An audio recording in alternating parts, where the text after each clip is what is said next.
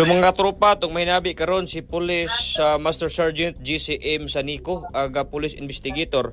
Ito ga nahitabo lagi ga stabbing incident o hacking incident diya sa may sitio Narating, Barangay Dalahon, Talakag, Bukidnon. Sir, pwede masayrad unsa di pakitabuak ang biktima magud ani nga bao nga hacking incident usa ka 17 anyo sir nga babae. Yes sir, yes sir. Ang naitabo sir is kuan sir, before to naitabo sir, ang mag-live-in sir, siya pang biktima yung ka-live-in is nanglaba sa suba. Pagkahuman sir, nananghid ang bana nga nasa siya to dito tanahon. Pero dali na kayo sir. Then nakita nato niyang alleged suspect sir dito sa spillway, nag-ayo-ayo siyang motor. Paglakaw niya sir, wala na 20 o 30 minutes, nakabalik na siya. Mga to yung nakita dahil sir, naitabo na sir. So gitigbas ang maog 17 anyo sir, unsa ka tinuod nga murag adunay hitabo nga pagpanglugos nini? Base sa akong nakuha nga investigasyon sir, wala yun naitabo nga sir. Siguro sir, gi-actionan og pero wala na. Sa base sa akong kwan sir, dali raman kayong oras pagbalik gud niya sir. Ang amo pong kwan sir, gikandakan po to na mo sa kung tinuod bagid sir para mawala ng mga istorya bitaw sir nga basin giri ana para mawala po na siya sir. Motong gisoban ka bi sir. So wa pay result na result sir. Exam sir, ganina pabuntag sayo gidala sa crime lab sa Cagayan sa Patag. So sir, kining suspect identified na mag yun nga suspect sa maong kanya gawas nun pa nirong tawhana.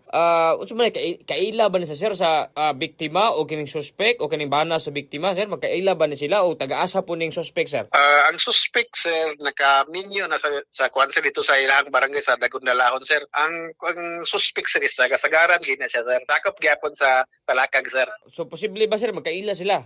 Silingan sir kay as ang asawa sa suspect sir, silingan naman po nila sir. So karon sir, ongoing ba ang hot pursuit na to? Yes sir, yes sir. Amo ang mga operative sir, kamulong tatag dito sir, ipakita nila sa mga lugar nga posible adtuan sa suspect sir. So ang kaso sir, isang at po nyo karon? Actually sir, ang among kwan sir, gahulaton sir is kini na lang yung death certificate sa biktima sir kay mo na lagi kulang na to sir para ma-file ang kaso. Sir, pila ka samad tinigbasan ang naangkon sa biktima? Isa ra sir sa likod sa iyang ulo sir. Usa ka dako ni sir?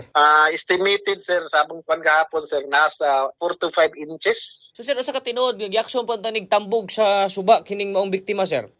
Mo to'y dabtan sa kwan sir sa kalibin sir nga giarsa sa suspect sir kay ihulog lagi unta sa tubig sir para base siguro maanod sir pero nasakpan naman sir mo tong wala na dayon sa suspect. So pila man kabok ang anak aning biktima sir?